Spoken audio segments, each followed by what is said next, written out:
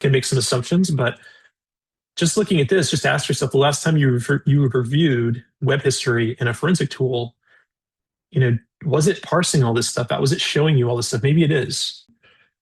But the point is, and maybe none of this stuff is important, but the point is, like, those applications are only going to show you what they're engineered to show you. And that's not necessarily a bad thing. Like, it's really hard to make these types of applications that can help you do forensic analysis. It's really hard to capture everything that's possible.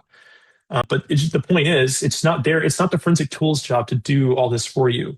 You're paying for the privilege of basically having those tools help you do your job faster and more efficiently.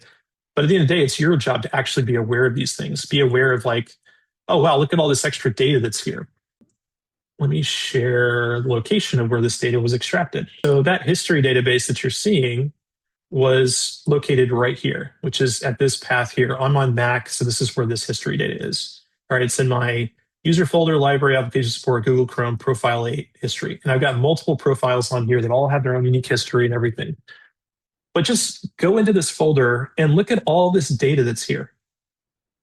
Look at all these folders. Most of these files you're seeing here, these are SQLite databases. They're not labeled as .db. They're not labeled as .SQLite. There's no extension, but most of these are SQLite databases.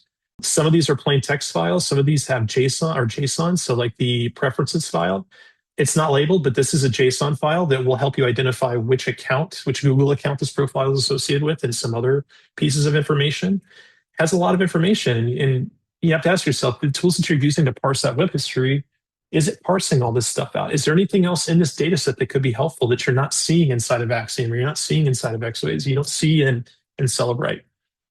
And I highly recommend that you just take some time and just go investigate these areas and learn something about it.